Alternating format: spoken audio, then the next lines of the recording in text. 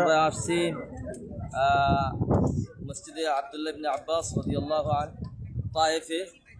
তো আমাদের বাংলাদেশের থেকে যারাই হজ কিংবা উমরায় এসে থাকেন, তো তারা অনেকেই তায়েফে আসেন।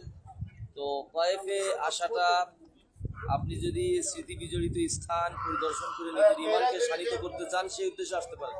কিন্তু এখানে এসে কোনো কিছু কোনো বরকত নেওয়া, এই জাতীয় কর্মগুলি করা কিন্তু শিরক। কোনো গায়রুল্লাহর কাছে কোনো কিছু চাওয়া, এটা কিন্তু শিরক। যেমন আপনাদেরকে দেখাচ্ছি যে এই দেয়ালের পাদদেশে রয়েছে আব্দুল্লাহ ইবনে আব্বাস রাদিয়াল্লাহু আনহুর কবর। তো এখানে দেখেন কিভাবে নামগুলো লিখে রাখা হয়েছে।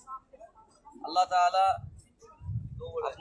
আপনার কোনো কিছু প্রয়োজন হলে আল্লাহ সুবহানাহু ওয়া তাআলার কাছে চান।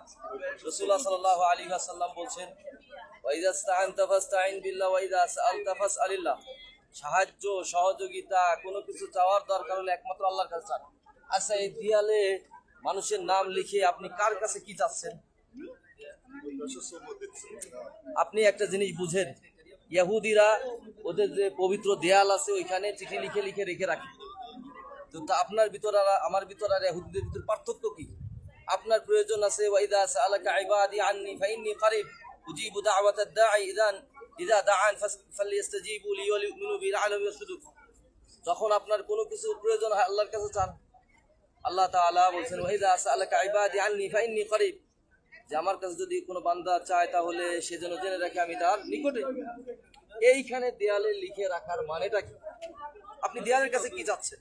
এই দেয়াল তো কিছুদিন আগে তৈরি করেছে, একটা নির্দিষ্ট সময় পরে ভেঙে দেওয়া হবে। আপনি কার কাছে কি চাচ্ছেন? আপনি আল্লাহর কাছে চান, কোনো মৃত্যু ব্যক্তির কাছে কিছু চাওয়া যাবে না। এটা শিরক আকবার। এই শিরক আকবার। মুসলিম মিল্লাত থেকে আপনাকে আপনি বের হয়ে যাবেন। আল্লাহ তাআলা কোরআন মাজিদের ভিতরে বলছেন, ওয়ালাকাদ